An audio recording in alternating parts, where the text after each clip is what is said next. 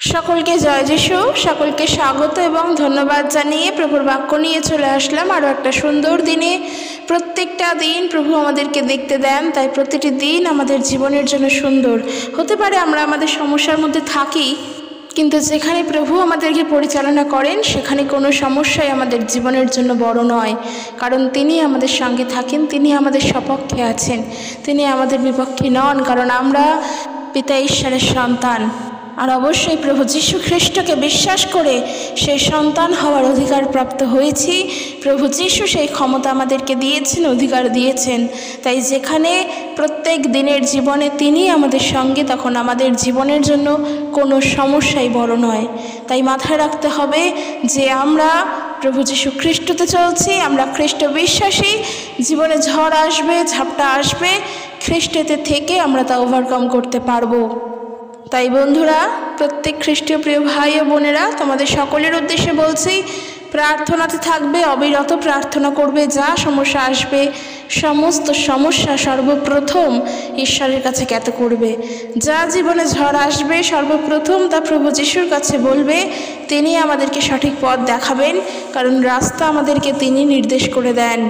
সঠিক রাস্তায় চলার জন্য পথ আমাদেরকে তিনিই বার করে দেন। তাই প্রার্থনা করাটা আর তার সঙ্গে যুক্ত থাকাটা সবথেকে বড় বিষয় প্রত্যেকটা দিন। তো চলো আজকের ভিডিও শুরু করি। তো আজকের যে বিষয় নিয়ে আলোচনা করব তা হলো, আমরা যখন সমস্যার মধ্যে থাকি তখন কি দিয়াবলের কাজ আমাদের জীবনে বেড়ে যায়? বা আমরা যখন দুঃখ কষ্টে থাকি তখন কি শয়তান দিয়াবল আমাদের প্রতি সবথেকে বেশি কাজ করে? হয়তো এই প্রশ্নটা আমাদের সকলের মনেই জাগে যে আমি এত দুঃখে রয়েছি, হয়তো ঈশ্বর আমাকে দেখছেন না, বোধহয় দিয়াবল আমার প্রতি বেশি কার্য করছে। তো যদি আমি বলি এর উত্তরে, তাহলে বলবো, যখন দুঃখ কষ্টে থাকি তখন দিয়াবলের কার্য সত্যিই বেড়ে যায়। তার মানে কিন্তু এইটা নয় যে প্রভু যীশু আমাদেরকে দেখেন না। কেন বলো তো দিয়াবলের কার্য বেড়ে যায়? কোন দিক থেকে দিয়াবলের কার্য কেন বেড়ে যায়? দোষটা আমাদেরই থাকে। কারণ আমরা যখন দুঃখ কষ্টের মধ্যে জর্জরিত হয়ে থাকি, সমস্যার মধ্যে যখন ডুবে থাকি, তখন যত আমরা সমস্যাকে প্রাধান্য দিই, ঠিক তত বেশি করেই দিয়াবলের কার্য আমাদের জীবনের জন্য ঘটে। তার কারণ এটা খুবই স্বাভাবিক যে দিয়াবল কখনোর জন্যই চায় না যেন আমরা সদাপ্রভু ঈশ্বরের আরাধনা করি, প্রভু যিশুর গৌরব করি। আর যখন সমস্যা আমাদের জীবনে আসে, সেই নিয়েই যখন আমরা ভাবি এবং তাতে থাকি, তত বেশি করে দিয়াবল আমাদের জীবনে কার্য করে। তখন সবথেকে বেশি খুশি সে হয়, কারণ আমরা সমস্যায় থাকি, আমরা দুঃখে থাকি, আমরা কষ্টে থাকি, আমরা সেই জিনিসগুলোকে নিয়েই স্বাভাবিকভাবে চিন্তা করতে থাকি। তখন আমরা হয়তো ঈশ্বরের নাম করতে ভুলে যাই, সদাপ্রভু ঈশ্বরকে স্মরণ করতে ভুলে যাই। আর দিয়াবল আমাদের জীবনের জন্য এইটাই সবথেকে বেশি চায়। কিন্তু আমরা আমাদের প্রত্যেকটা মুহূর্তে, প্রতিটা দুঃখের সময় যদি ঈশ্বরের উপরে সাহায্যে থাকতে পারি, যদি তার উপরে ভরসা করে থাকতে পারি, নির্ভর করে থাকতে পারি, প্রভু আমাদের সাথে থাকবেন। তার মানে এটা নয় যে আমি প্রভু যিশুর উপরে ভরসা করছি না মানে তিনি আমার সঙ্গে নেই, না, এমনটা নয়। তিনি আছেন আমার সঙ্গে। কিন্তু ঈশ্বরও দেখেন আমাদের বিপদের সময় আমরা সবথেকে বেশি কাকে প্রাধান্য দিই, সেই বিপদকে, সেই সমস্যাকে, সেই দুঃখকে, নাকি ঈশ্বরকে? এটা তিনিও দেখেন। তাই যখন তিনি দেখছেন আমরা তার থেকে সবথেকে বেশি দুঃখের উপরে, কষ্টের উপরে, যন্ত্রণার উপরে চাপ দিচ্ছি, সেই যন্ত্রণা নিয়েই ভাবছি, সেই দুঃখ নিয়েই ভাবছি, অথচ চিন্তা করেই চলেছি, কিন্তু মাথায় এটা নেই যে প্রভু যিশু আছেন, তিনি আমার চিন্তার ভার নেন। এই যে ভাবনাটা আমরা ভাবছি না, এটা ঈশ্বর দেখেন, আর এতে কিন্তু তিনি কষ্ট পান। তাই আমাদের জীবনের প্রত্যেকটা মুহূর্তে, প্রত্যেকটা দিন আমরা তাকে স্মরণ করব। আজকের এই বিষয়গুলো বলছি, যারা বাড়িতে থাকে, যারা সংসার জীবনে রয়েছে, তারা জানে তাদের উপর কীরকম মেন্টাল প্রেশার থাকে। আজকের হয়তো আমি এই বিষয়গুলো বলতে পারছি, কিন্তু একমাত্র তারা জানে যারা এই প্রবলেমগুলোর মধ্য দিয়ে যায়। তো আজকের যদি সেই মানুষগুলো প্রভু যীশু খ্রিস্টকে জানেন, যদি তারা বিশ্বাস করেন, আমি তাদের প্রত্যেকের উদ্দেশ্যে বলতে চাই যে সমস্ত চিন্তা ভাবনার ভার ঈশ্বরের উপরে রাখতে হবে। আমার সংসার কিভাবে চলবে, আমার ছেলে মেয়ে কীভাবে বড় হবে, কিচ্ছু চিন্তা করো না। একবার, একটা বারের জন্য ঈশ্বরের ওপরে সেই ভার দিয়ে নিজে নিশ্চিন্ত হও, কারণ তিনি আমাদের ভার নিতে চান। তিনি বলছেন মথি তার 11 অধ্যায় 28 পদে, হে পরিশ্রান্ত ভারাক্রান্ত লোক সকল আমার নিকটে আইসো, আমি তোমাদিগকে বিশ্রাম দেব। তিনি বলছেন এই কথা, আমাদেরকে তার কাছে যেতে বলছেন। তিনি বলছেন আমরা যেন তার উপরে বিশ্রাম নিতে পারি, কারণ আমাদের ভার তিনি নেবেন। আর বিশেষ করে যখন দুঃখ কষ্টতে থাকবো তখন ঈশ্বরকে প্রাধান্য দেব, কারণ একটু লজিক্যালি ভাবি, যখন দুঃখে কষ্টের মধ্যে রয়েছি তখন আমাদের হৃদয় কাঁদছে, তখন আমাদের হৃদয় কান্না করে, কষ্টে থাকে, শোকার্তভাবে থাকে। আর সেই সময় যদি আমাদের হৃদয় আমরা ঈশ্বরের হাতে সমর্পণ না করি, সেইখানে দিয়াবল আসে। কারণ আমরা যখন দুঃখে থাকি, কষ্টে থাকি, তখন আমাদের হৃদয়গুলো শূন্য অবস্থাতেই থাকে। তখন আমাদের বিভিন্ন চিন্তা মাথায় আসে, তখন আমরা বিভিন্ন চিন্তা মনে করি, বিভিন্নভাবে আমরা তখন ভেঙে পড়ি। আর সেই সময় যদি কেউ একটু কোনোভাবে আঘাতপ্রাপ্ত করে, আমরা তাতে আঘাতপ্রাপ্ত হই। কিন্তু ওই সময়গুলো বিশেষ করে ঈশ্বরের উপর নিজেকে রাখতে লাগবে, বিশেষ করে নিজেদের হৃদয়কে ওই সময়গুলো প্রভুর হাতে রাখতে লাগবে। আমরা একটু দেখব, একটি দৃষ্টান্ত আমি তোমাদের সঙ্গে বলি। যখন কোনো একজন শক্তিশালী লোক সে যখন অস্ত্রে শস্ত্রে সজ্জিত হয়ে তার সুন্দর ঘর, যেই ঘর একেবারে সম্পদে পরিপূর্ণ, সেই ঘর যখন পাহারা দেয়, তখন কিন্তু সে তার ধন সম্পদকে নিরাপদে রাখার জন্যই ওই ঘরের সামনে পাহারারক্ষীকে বা পাহারাদারকে দাঁড় করায়, যেন কেউ এসে ওই ঘর থেকে কোনো সম্পদ না নিয়ে যায়। কিন্তু সেই সময় ওই শক্তিশালী সুসজ্জিত অস্ত্রশস্ত্র ব্যক্তির থেকেও যদি কোনো পরাক্রমশালী আরও একজন মানুষ আসে, তাহলে কিন্তু ওই লোকটিকে আক্রমণ করে এবং ধন সম্পদ লুট করে নিয়ে চলে যায়। ঠিক একই রকমভাবে যদি আমরা ভাবি, যখন আমরা সুস্থ তখন আমরা ঈশ্বরের আরাধনা করি, তখন আমরা নিজেদের জীবনকে প্রভুর পথে চালনা করি। হঠাৎ যদি কোনো ঝড় আমাদের জীবনে আসে, হঠাৎ যদি কোনো দুঃখ কষ্ট আমাদের জীবনে আসে, তখন আমরা কি করি? ভেঙে পড়ি। কারণ আমরা সুস্থ, আমরা নিজেদেরকে রক্ষা করতে পারছি, আমরা প্রভুর উপরে বিশ্বাস রেখে নিজেরা সুন্দরভাবে এগিয়ে চলছি। কিন্তু আরেকটা জিনিস কি, ঈশ্বরের থেকে শক্তিমান কিন্তু দিয়াবল নয়, তবে আমাদের থেকে দ্বিগুণ শক্তিশালী দিয়াবল।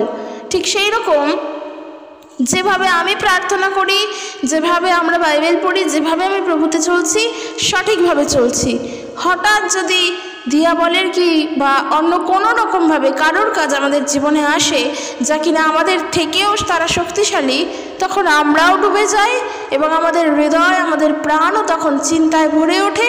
সে এক বিভিন্নভাবে আমরা দুর্যোগে পরিপূর্ণ হই, দুর্যোগের সম্মুখীন হই। যদি নিজেদের জীবন দিয়ে চিন্তা করি, যখন আমি সুস্থ তখন আমি ঈশ্বরের নাম করছি, কিন্তু হঠাৎ যদি জীবনে কোনো অসুস্থতা বা দুঃখ কষ্ট বা সমস্যা আসে, তখন আমরা প্রভুকে স্মরণ করতে ভুলে যাই। কারণ কি? কারণ আমাদের নির্ভরতা ছিল ঈশ্বরের ওপর, যে আমরা ঈশ্বরের উপরে নির্ভর করি আমার জীবনে কিছু হবে না। কিন্তু ঈশ্বরের উপরে নির্ভর করি অবশ্যই আমার জীবনে কিছু হবে না, তার মানে এটা নয় যে আমার জীবনে কোনো বিপর্যয় আসবে না। চোরের চুরি করতে আসার হলে সে পাহারারক্ষী আছে কি না সে কিন্তু সেগুলো দেখবে না, ওর কাজ হলো চুরি করা, ও আসবে চুরি করতে। আমাদের জীবনে ঈশ্বর আছেন, প্রভু যিশু তিনি আছেন, তার উপর আমরা নির্ভরশীল। কিন্তু এইটার মানে এইটা নয় যে দিয়াবলের কোনো কার্যকলাপ আমাদের জীবনে আসবে না, আসবে। আমরা যিশুতে থেকেই তার মোকাবিলা করব। তাই যখন সমস্যার মধ্যে জর্জরিত, যখন দুঃখ কষ্টের মধ্যে থাকছি, তখন আমাদের উচিত আরও বেশি করে প্রভুকে সময় দেওয়া। কারণ যিশুর নামই সেই নাম যেই নামে একমাত্র ভূত ছাড়ানো যায়, যিশুর নামে সেই নাম যেই নামে একমাত্র দিয়াবল পালিয়ে যায়, যিশুর নামে সেই নাম যেই নামের ধমক দিলে দিয়াবল শক্তিহীন হয়ে পড়ে। তো সেই প্রভু যিশুকে আমরা জানি, তো সেই প্রভু যিশুর সঙ্গে যখন আছি তখন তো আমাদের উচিত আরও বেশি করে করে তাতে বৃদ্ধিপ্রাপ্ত হওয়া, আরও বেশি করে তাতে বিশ্বাসে গড়ে ওঠা। কারণ দুঃখ কষ্টে আছি, সমস্যায় আছি, তখন আমাদের হৃদয় শূন্য, আর ওই শূন্য হৃদয় পূর্ণ করতে দিয়াবল আসে। ওই হৃদয় তখন শূন্য থাকে, কেননা আমরা তখন সমস্যায় থাকি, প্রভুর কাছ থেকে আস্তে আস্তে দূরে সরে যাই। আর ওই হৃদয়কে পূর্ণ করতে শূন্য স্থান কখনো শূন্য থাকে না, তা পূর্ণ হয়, পূর্ণ স্থান হয়, শূন্য জায়গা থাকেই না। খালি ঘরে কিছু না কিছুভাবে তা পূর্ণ হয়।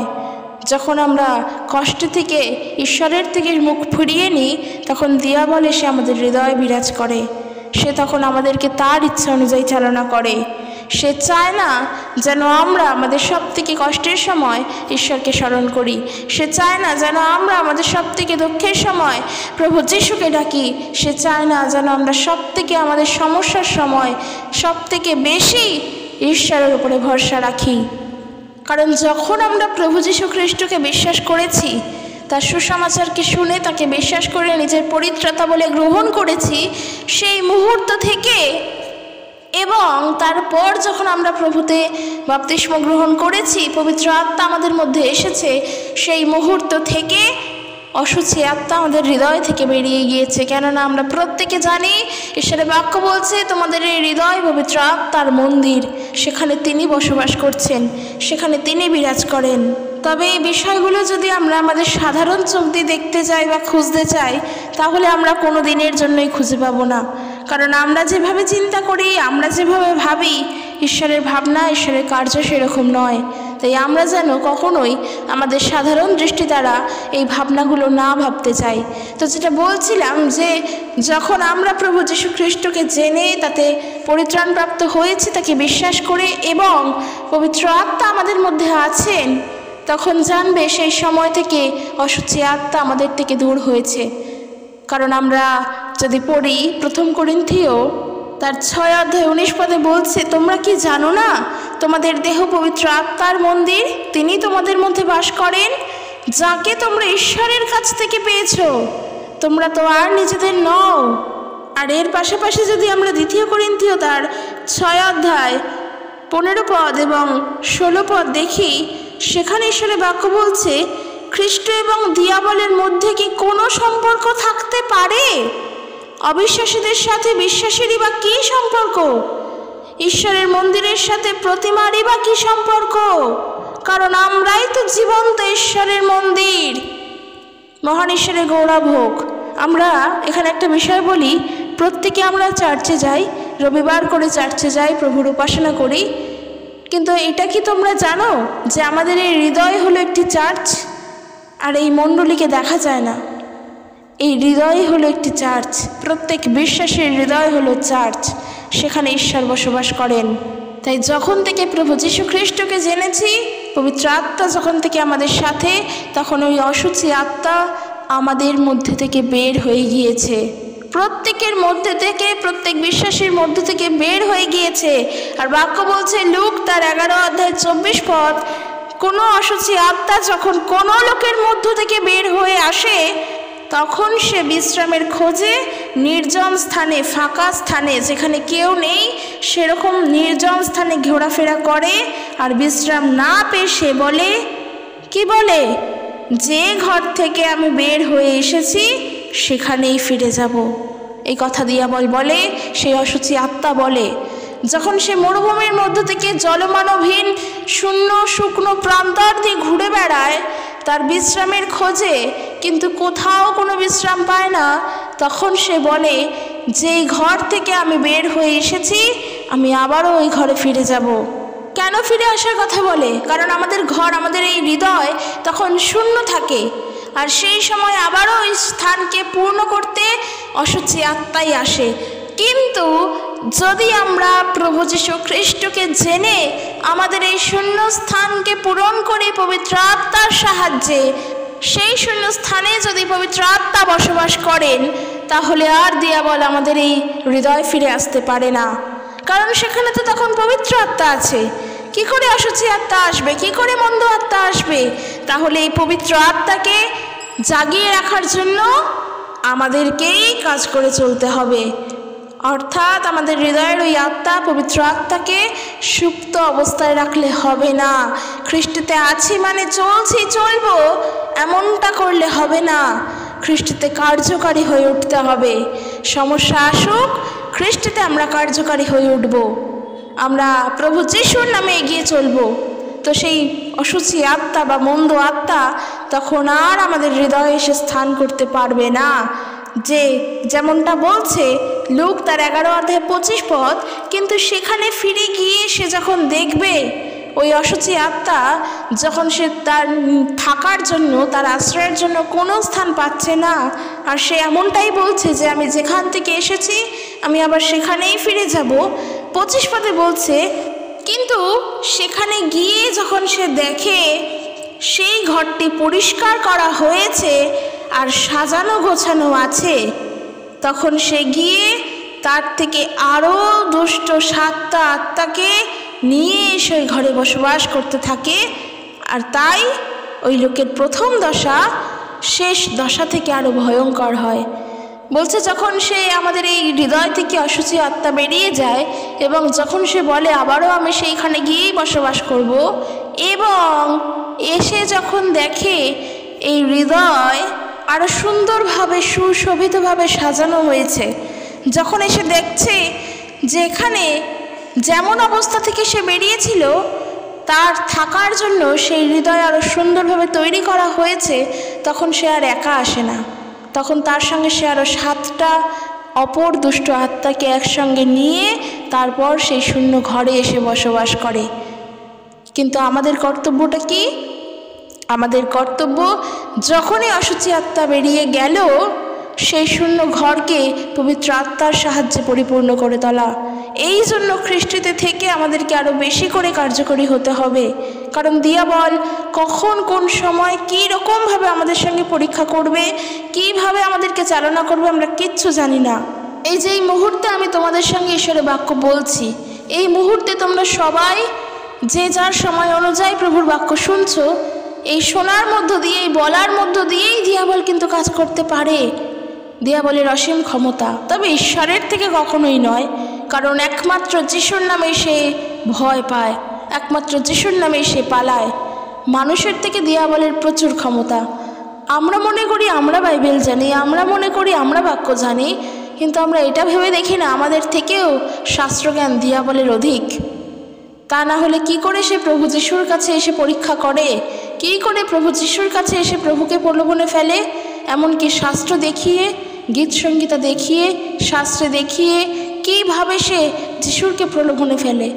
শাস্ত্রজ্ঞান কিন্তু দিয়াবলেরও অধিক, দিয়াবল কিন্তু অনেক বেশি জানে। কাজে আমরা যেটা করতে পারি সেটা দিয়াবল করতে পারে না। কি? আমরা যিশুর কাছে প্রার্থনা করতে পারি, প্রভু যিশুর কাছে আশীর্বাদ প্রাপ্ত করতে পারি, প্রভু যিশুকে বিশ্বাস করতে পারি, পবিত্র আত্মাকে আমরা পেতে পারি। দিয়াবলের পক্ষে সেটা সম্ভব নয়, কারণ দিয়াবল তাড়িতই হয় যিশুর নামে, স্পষ্টই এখানে বোঝা যাচ্ছে। তো যেটা বলার, যেটা বিষয়, যে আমরা যখন দুঃখে কষ্টে রয়েছি তখন আমাদের হৃদয় শূন্য থাকছে। কেন শূন্য থাকছে? কারণ তখন আমরা আমাদের সমস্যাকে, আমাদের দুঃখকে, আমাদের কষ্টকে, আমাদের যন্ত্রণাকে সব থেকে বেশি প্রাধান্য দিচ্ছি। আজকের আমাদের জীবনে কত দুঃখ, সব থেকে বেশি ঈশ্বরকে ভুলে গিয়ে সেই দুঃখকে নিয়ে প্রাধান্য দিই। ডাক্তারখানায় যাই, মানুষের সঙ্গে কথা বলি, ওই বিষয়গুলো নিয়ে মানুষের কাছে শেয়ার করি। আমাদের নিজেদের জীবনে হাজারো কষ্ট, সব কিছু মানুষের কাছে বলি। আমরা এমন বলি যে আমার তো আর কেউ নেই, তুই আমার পরম বন্ধু, তোকে ছাড়া আর কাকে বলবো। এইভাবে মানুষের সঙ্গে কথা বলি। এই বিষয়গুলো দিয়াবল জানে, আর তখন সে আমাদের হৃদয়ে এসে আরও উপরন্ত 7 জন আত্মাকে নিয়ে, 7 জন দুষ্ট আত্মাকে নিয়ে এসে বসবাস করে। এই বিষয়গুলো কিন্তু মাথায় রাখতে লাগবে। তাহলে আমাদের পরম বন্ধু কে? একমাত্র ঈশ্বর। তার কাছে সব কিছু জানাবো, যিনি আমাদের বুদ্ধি দেবেন, যিনি আমাদের বৃদ্ধি দেবেন, যিনি আমাদের পথের দিশা দেখাবেন, যিনি আমাদের কষ্টের সময় সান্ত্বনা দেবেন, যিনি আমাদের প্রেম করবেন, আমাদের সাহায্য করবেন, আমাদের ভার তিনি নেবেন। কেন আমরা সেই ভার অন্য কাউকে দেব? কেন আমরা ঈশ্বরের উপরে রাখবো না? তাই যখন আমরা দুঃখে, তখন আমাদের উচিত সব থেকে বেশি করে প্রার্থনা করা। সমস্যার মধ্যে যখন না থাকি, বা যখন সমস্যার মধ্যে থাকি না, তখন যদি দিনে 3 বার বা 4 বার প্রার্থনা করি, যদি আমরা সমস্যার মধ্যে পড়ি, তখন আমাদের উচিত সেই প্রার্থনাকে আরও দ্বিগুণ করে তোলা, সময়ের দিক থেকে, টাইমের দিক থেকে। কারণ সব থেকে বেশি সময়টাই ঈশ্বরকে তখন দেব আমাদের সমস্যার মধ্যে থেকে। কিন্তু আমরা তখন প্রভু যিশুকে ভুলে যাই, তখন আমরা প্রভু যিশুর বাক্য পড়তেই ভুলে যাই, তখন আমরা ডাক্তারখানায় যাই, তখন আমরা মানুষের কাছে শেয়ার করি, তখন আমরা বলি ডাক্তারবাবু এই করছে না, আমার অর্থ নেই, আমি কি করব, আমি কোথায় যাব, কে সাহায্য করবে, এই সমস্ত কথা বলে মানুষের কাছে চোখের জল ফেলি। কিন্তু এই চোখের জল যদি ঈশ্বরের কাছে বসে ফেলি, সেই জলের দাম প্রভু দেবেন। মানুষের কাছে বসে কাঁদলে তার দাম পাওয়া যায় না। হ্যাঁ, হতে পারে ওই মানুষটি আমাকে সান্ত্বনা দিলেন, হতে পারে তার মধ্য দিয়েও ঈশ্বর তার মধ্য দিয়েও আমাকে সাহায্য করলেন, সঠিক পথের দিশা দিলেন, অবশ্যই হতে পারে, কারণ ঈশ্বর কারোর না কারোর মধ্য দিয়ে কাজ করেন। কিন্তু তার কাছে বলার আগে আমি ঈশ্বরের কাছে জানাই, অবশ্যই তিনি আমাকে দেখতে পান, অবশ্যই তিনি আমার কষ্ট জানেন, অবশ্যই তিনি আমার দুঃখ জানেন। তারপরেও কিন্তু আমরা তার কাছেই আমাদের কষ্টের কথা বলি। আমরা প্রত্যেকে জানি প্রভু যিশু তিনি আমাদের পাপের ক্ষমা করার জন্যই ক্রুশে মৃত্যুবরণ করলেন। যেই পাপ আমরা করেছি, যেই পাপের মধ্যে আমরা ছিলাম, সেই পাপের থেকে ক্ষমা করার জন্যই প্রভু যিশু মৃত্যুবরণ করলেন। কিন্তু তারপরেও বাক্য বলছে, অনুতপ্ত হৃদয়ে ঈশ্বরের কাছে আসো, অনুতপ্ত হৃদয়ে প্রভু যিশুর কাছে প্রার্থনা করো ক্ষমাপ্রাপ্ত হওয়ার জন্য। তিনি তো দেখতে পান, তাকে তো আলাদা করে ক্ষমা করার প্রয়োজন নেই, আমরা তো আর আলাদা করে ক্ষমা পাবো না। কিন্তু না, বাক্য বলছে তার কাছে ক্ষমা চাইতে হবে। তার কারণ নিজের কথা নিজেকে মুখ ফুটে বলতে হবে। আমি প্রার্থনা করব আমার দুঃখের জন্য, আমার সাহায্যের জন্য আমি প্রার্থনা করব। বারবার একটা বিষয় বলি, তোমাদের সবার জন্য আমরা প্রার্থনা করব, প্রত্যেকের জন্য প্রত্যেকে প্রার্থনা করব, কারণ বাক্য শিক্ষা দিচ্ছে পরস্পরের জন্য প্রার্থনা করতে। তার আগে যেটা আমাদের কর্তব্য, নিজের কথা, নিজের মনের কথা, নিজের সমস্যার কথা, নিজের কষ্টের কথা ঈশ্বরের কাছে জ্ঞাত করা, ঈশ্বরের কাছে বলা।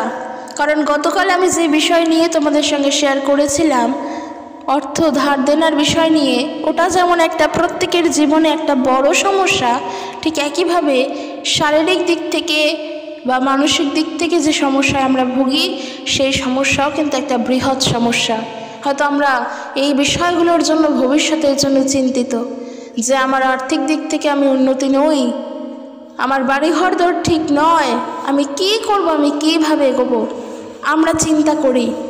কিন্তু একবারের জন্য হলেও কি এটা ভাবি আমাদের মাথার উপরে যিনি আছেন তিনি আমাদেরকে সাহায্য করবেন?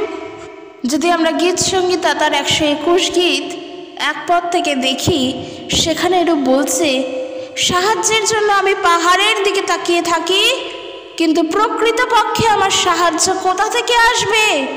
আমার সাহায্য সদাপ্রভুর কাছ থেকে আসবে, যে প্রভু স্বর্গ ও পৃথিবীর সৃষ্টিকর্তা। আমাদের সাহায্য কোথা হইতে আসে? আমাদের সাহায্য পাহাড় হইতে নয়, আমাদের সাহায্য সদাপ্রভু হইতে আসে, যিনি এই পৃথিবীর, যিনি এই স্বর্গের, যিনি এই মর্তের, যিনি এই বিশ্বের সৃষ্টিকর্তা। তিনি আমাদেরকে সাহায্য করেন প্রত্যেক মুহূর্তে, প্রত্যেক সময়। 5 পদ থেকে বলছে, প্রভুই তোমার রক্ষাকর্তা, তার মহৎ শক্তি দিয়ে তিনি তোমায় রক্ষা করেন। দিনের বেলায় সূর্য তোমায় আঘাত করতে পারে না, রাতের বেলায় চন্দ্র তোমায় আঘাত করতে পারে না। সকল বিপদ থেকে প্রভু তোমায় রক্ষা করবেন। আমাদের বাইরে যাওয়া, আমাদের ভিতরে আসা, আমাদের চলাফেরা সব সময়ের জন্য তাতে তিনি সাহায্য করেন। প্রভু তোমাকে এখন এবং চিরদিন সাহায্য করবেন। তাই জন্য সদা প্রভুর ওপরে, ঈশ্বরের ওপরে বিশ্বাস রাখো। তিনি যে কত মহান, তার মহান প্রেম, তার মহান ভালোবাসা আমরা দেখতে পারবো যখন আমাদের প্রত্যেক মুহূর্তে আমরা তার উপরে নির্ভর করব। আমরা কোথায় যাচ্ছি, কি পড়ছি, কি খাচ্ছি, কিভাবে চলবো, কিভাবে ঘুমাবো, এই কোনো কিছুর জন্য যেন চিন্তা না করি। আমি জানি জীবনটা কতটা প্র্যাকটিক্যাল, কতটা বাস্তব। এই বিষয়গুলো হয়তো সহজে মুখ থেকে বললেও যারা উপলব্ধি করে, যারা এই সংকটগুলোর মধ্য দিয়ে যায়, তারা জানে। কিন্তু আমি প্রত্যেকের উদ্দেশ্যে বলছি, প্রত্যেকের উদ্দেশ্যে আমি এই বলেই জানাতে চাই যিশুর নামে, যে প্রত্যেক সমস্যার সময়, সেটা খাদ্যের হোক, সেটা অর্থের হোক, সেটা যাই হোক, এমনকি যদি সেটা জীবনের জন্য হয়, তাহলে বলবো ঈশ্বরের উপরে ভরসা রাখো, কারণ তিনি আমাদেরকে দেখতে পান, তিনি আমাদেরকে রক্ষা করেন। যেন আমরা কোনোভাবে আমাদের ওই সমস্যাগুলোর সময়, আমাদের ওই দুর্বল জায়গাগুলোতে দিয়াবলকে স্থান না করে দিই, কারণ সে যদি জায়গা পেয়ে যায় সে কিন্তু আমাদেরকে প্রভুর কাছ থেকে সম্পূর্ণভাবে দূরে সরিয়ে নিয়ে চলে যাবে। সে পারবে আমাদেরকে তখন যিশুর কাছ থেকে সরিয়ে নিয়ে যেতে। তখন অটোমেটিকভাবে আমাদের মন প্রভুর থেকে সরে গিয়ে জগতের দিকে চলে যাবে। তখন আমরা এক বাক্যে যিশুকে অস্বীকার করতে রাজি হয়ে যাব। তাই আমরা যেন সতর্ক থাকি, আমরা যেন সাবধান থাকি। আমরা বারবার পড়ি কলসীয় তার 2:8 কেউ যেন কোনোভাবে, কোনো ছলনার দ্বারা, কোনো কিছুর দ্বারা যেন প্রভুর পথ থেকে আমাদেরকে সরিয়ে না নিয়ে যায়, প্রভুর প্রতি বিশ্বাস থেকে যেন সরিয়ে না নিয়ে যায়। কারণ এই জগৎ মন্দ, আর এই জগৎ আমাদেরকে তাদের দিকেই টানে। যখন আমরা অসুস্থ, যখন আমরা হয়তো অনেক দিন দরিদ্রতার মধ্যে রয়েছি, যখন আমরা সব থেকে খারাপ পর্যায়ের মধ্যে রয়েছি, তখন এই জগতের মানুষ আমাদের কষ্ট দেখে, আমাদের দুঃখ দেখে হয়তো এসে বলবে, হয়তো তারা আমাদের ভালোর জন্যই বলতে চায়, কারণ তারা সত্য জানে না, তারা ভুল পথে চলছে, তাই তাদের পথকে তারা সত্য মনে করে এবং আমাদের কাছে এসেও হয়তো তাই বলে, আমি যেখানে যাই আমার সঙ্গে চল, সেখানে গেলে তুই সুস্থ হবি, তুই ভালো হবি, তোর অনেক কিছু হবে। কিন্তু সেটা অবশ্যই যিশুর জায়গা নয়, সেটা জগতের জায়গা। আর আমরা হয়তো ভুল করে সেই পথেই হাঁটি, কারণ তখন আমরা বলি এত মানসিক যন্ত্রণার মধ্যে আছি, আর কত ঈশ্বরের উপরে ভরসা রাখবো, তিনি তো সাহায্যই করছেন না, তিনি তো কিছুই করছেন না। আর আমরা সেই পথে চলে যাই। এই জিনিসটা যে কত বড় ভুল আমরা করি, প্রভু যিশুর প্রতি যে কত বড় অন্যায় করি, সেটা আমরা নিজেরাও জানি না। কারণ তখন আমরা আমাদের অজান্তেই আমরা পাপ করে ফেলি, প্রভু যিশুর থেকে আবারও বিচ্ছিন্ন হয়ে যাই। তখন আমরা আবারও আমাদের অজান্তেই দিয়াবলের দ্বারা চালিত হই, কারণ আমাদের হৃদয় তখন তাই চায়। এই হৃদয়কে জাগ্রত করতে হবে। দুঃখে সমস্যায় আছি মানে হৃদয়কে সুপ্ত করে রাখলে হবে না, প্রভু যিশুর পথে আরও গভীরভাবে চলতে হবে। যত সমস্যা আসে আমাদের মধ্যে এই স্পিরিটকে আনতে হবে যে আমার জীবনে যত সমস্যা আসে আসুক, আমিও দেখব যে যিশুর নামে কিভাবে দিয়াবল না পালিয়ে থাকতে পারে। এই জোরকে আনতে হবে, যিশুর প্রতি বিশ্বাসকে ধরে রেখে, প্রভু যিশুর প্রতি বিশ্বাসে, ধৈর্যে, ভরসাতে ধরে রেখে যে তিনি আমার সাথে আছেন। দিয়াবল তো তার নামে, প্রভু যিশুর নামেই দূর হয়। তাহলে যে নামে দিয়াবল পালায়, সেই নাম যখন আমার সঙ্গে, তখন আমি কেন জগতের মানুষের কথা শুনতে যাব? কেন আমি তখন জগতের মানুষের পথে চলবো? কেন আমি তখন আমার সমস্যার কথা জগতের মানুষকে জানাবো? কারণ আমার সাহায্য আসবে সদা প্রভু থেকে, আমার সাহায্য আসবে ঈশ্বর থেকে। খ্রিস্টেতে চলতে গেলে আমাদেরকে সাবধান হয়ে চলতে হবে। বারবার আমরা বাক্য থেকে দেখেছি, বিভিন্ন জায়গায় আমাদেরকে সতর্ক করা হয়েছে। যদি আমরা এফেসীয়দের প্রতি পত্র তার 4-5 পড়ি, সেখানে আমাদেরকে সঠিকভাবে জীবনে চলার কথা বলা হয়েছে, সতর্ক হয়ে জীবনে এগোতে বলেছে। তাহলে আমরা যখন নিজেরা ভুল করি, কেন আমরা সেই দায়, কেন আমরা সেই দোষ ঈশ্বরের উপরে চাপাই? কেন আমরা ঈশ্বরের নামে অভিযোগ করি যে আমার সমস্যার সময় প্রভু যিশু আমার থেকে মুখ ফিরিয়ে নিয়েছেন? কেন আমরা এই প্রশ্ন করি? কেন আমরা তখন এই কথা বলি? কেন আমরা এটা জানি না যে আমার সঙ্গে যিশু আছে, কোনো সমস্যা আমার জীবনে আসবে না, আর আসলেও প্রভু তাতে আমাকে সাহায্য করবেন? যদি আমরা দেখি 1 করিন্থীয় তার 10:13 থেকে, সেখানে ঈশ্বরের বাক্য বলছে 13 পদে, মনুষ্য যাহা সহ্য করিতে পারে তাহা ছাড়া অন্য পরীক্ষা তোমাদের প্রতি ঘটে নাই। আর ঈশ্বর বিশ্বাস্য, অর্থাৎ যারা ঈশ্বরে বিশ্বাস করে, বিশ্বাসে পরিপক্ক, তিনি তোমাদের প্রতি তোমাদের শক্তির অতিরিক্ত পরীক্ষা ঘটিতে দিবেন না, বরং পরীক্ষার সঙ্গে সঙ্গে রক্ষার পথও তিনি করিয়া দিবেন, যেন তোমরা সহ্য করতে পারো।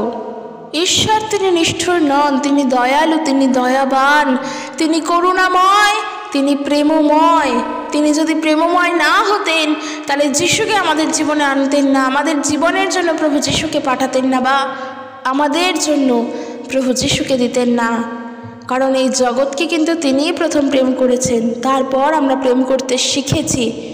প্রথমে কেউ বলবো না যে আমি প্রভু যিশুকে প্রেম করি? কেন বলবো? কারণ আমি তো জানতামই না প্রভু যিশুকে। যদি না ঈশ্বর এই জগৎকে ভালোবেসে প্রভু যিশুকে না দিতেন। সত্যি ঈশ্বর প্রেমময়, তিনি আমাদের জন্য মহান। তিনি আমাদের জীবনে এমন কোনো পরীক্ষা দেবেন না যা আমরা সহ্য করতে পারবো না, বা আমাদের শক্তির অতিরিক্ত পরীক্ষা। আর যদিও আসে, তার জন্য যেই পথ, একটি পথ তিনি খোলা রেখে দেন। সব দরজা বন্ধ হয়ে গেলেও ঈশ্বর আমাদের জন্য একটি দরজা খুলে রাখেন। হয়তো আমাদেরকে কষ্ট করতে হয় ওই দরজাটা খুঁজে নেওয়ার জন্য, কিন্তু দরজাটা খোলাই পাবো, বন্ধ পাবো না। হাজারো বাধা অতিক্রম করতে করতে এসে এত সুন্দরভাবে সেই দরজা দিয়ে বেরোতে পারবো, তখন সেই বাধা বাধা বলে মনে হয় না, কারণ ওই পথটা ঈশ্বর খুলে রাখেন। সব দরজা, সব দিক বন্ধ হলেও ঈশ্বর আমাদের জন্য একটা দরজা, একটা পথ খুলে রাখেন। তিনি সত্যিই দয়ালু, তিনি সত্যিই দয়াবান, তিনি ধনবান। তার দয়ায়, তার জ্ঞানে, তার প্রেমে তিনি ধনবান। তার প্রয়োজন নেই অনেক হীরা, মাণিক্য, জহরত, চুনি পান্না, কোনো কিছুর তার দরকার নেই। তিনি তার সম্পদে পরিপূর্ণ, আর তার সেই সম্পদ হলো তার জ্ঞান, তার প্রজ্ঞা, তার প্রেম, তার ভালোবাসা। আর যেই সম্পদের অধিকারী আমাদের হওয়া উচিত, আর তার জন্য আমাদের প্রার্থনা করতে হবে, কারণ এই জিনিসগুলো ঈশ্বরের। এই প্রজ্ঞা, এই প্রেম আমরা জগৎ থেকে পাবো না, ঈশ্বর থেকে পাবো। তাই জন্য বলছি, প্রত্যেক খ্রিস্টতে প্রিয় ভাই ও বোনেরা, তোমাদের সবার উদ্দেশ্যে বলছি, কার জীবনে দুঃখ নেই বলো? কার জীবনে সমস্যা নেই? সবার জীবনে আছে। তোমার আছে, আমারও আছে, আমার পরিবারেরও আছে, তোমার ভাই বোন, তোমার প্রতিবেশী, তোমার নিজের পরিবার, প্রত্যেকটা মানুষের জীবনে দুঃখ আছে। কিন্তু দুঃখ আছে বলে যে আমরা সেই সময় ঈশ্বরকে বাদ দিয়ে সেই দুঃখকে প্রাধান্য দেব, সেই দুঃখকে আমাদের জীবনের জন্য বড় করে দেখব, এইটা যেন না করি। কারণ এই কাজটা করা মানে আমরা ভুল করছি। আমরা প্রভুকে কোথাও গিয়ে যেন নিজেদের অজান্তেই আমরা দুঃখ দিয়ে ফেলছি, কষ্ট দিয়ে ফেলছি। কারণ তার কাছে তো আমাদেরকে সর্বপ্রথম নত হতে হবে। বাক্য বলছে, নিজের জীবনে সর্বপ্রথম ঈশ্বরকে স্থান দাও, আগে তার রাজ্যের বিষয়ে চিন্তা করো। তাহলে আমরা যখন আমাদের জীবনের জন্য দুঃখকে বড় করে দেখে প্রভুকে না জানিয়ে জগতের কাছে জানাই, সেই সমস্যাটা তো আমরা নিজেরাই সৃষ্টি করি, দোষটা তো তখন আমাদেরই থাকে। তাই ঈশ্বরকে অভিযোগ করার আগে, ঈশ্বরের ওপরে দোষারোপ করার আগে নিজের দিককে চিন্তা করে দেখব যে আমরা ঠিক করছি কি না, আমরা ঠিক আছি তো, আমাদের কষ্টের সময় আমরা তার উপরে নির্ভরশীল তো। আমরা নিজেদের কাছে প্রশ্ন করব। খ্রিস্টীয় জীবনে চলা বাস্তবে অনেক কঠিন, অনেক কঠিন, কিন্তু এই কঠিনকেই ভালোবাসতে হবে, এই কঠিনের পথেই চলতে হবে। কারণ এই কঠিন পথ ঈশ্বরের, কোনো সমস্যা নেই। সত্যের পথ কিন্তু সংকীর্ণই হয়, সত্যের পথ কখনো প্রশস্ত হয় না। এবড়োখেবড়ো রাস্তা, বন্ধুর রাস্তাই হয় সত্যের পথ। আমরা চলছি সত্যের পথে ঈশ্বরের উপরে নির্ভর করে, আর যে সত্য স্বয়ং প্রভু যীশু খ্রিস্ট নিজে, তাতেই তো আমরা আছি। তাই সমস্ত চিন্তাভাবনার ভার আমরা যেন তার উপর রাখতে পারি, আর এমনভাবে থাকবো, এমনভাবে চলবো, যে কোনো সময় আমরা দিয়াবলের ফাঁদ থেকে আমরা প্রভু যিশুর নামে উদ্ধারপ্রাপ্ত হব। আর তার জন্য কর্তব্য নিজেদের জীবনে বিশ্বাসকে আরও বৃদ্ধি করা, বাইবেলের প্রতি আরও বেশি করে মনোযোগ দেওয়া, বাক্যের প্রতি স্থির থাকা, আর সব থেকে বেশি করা প্রার্থনা, প্রভু যিশুর কাছে প্রার্থনা করা, বাক্যের প্রতি মনোযোগ দেওয়া। তো চলো আজকের ভিডিও এখানে শেষ করি। যেমনই পরিস্থিতি আসুক, খ্রিস্টের পথ থেকে সরছি না। যেমন মুহূর্ত আসুক, প্রভুর প্রতি বিশ্বাস হারাবো না, এই স্পিরিট নিয়ে চলতে হবে। তো প্রত্যেকের সঙ্গে দেখা হবে নেক্সট একটি ভিডিওতে। অবশ্যই ভিডিওটি যদি ভালো লাগে একে অপরের কাছে শেয়ার করো। ঈশ্বর তার আপন বাক্যে প্রত্যেককে আশীর্বাদ যুক্ত করুক। জয় যিশু, প্রেজ দ্য লর্ড।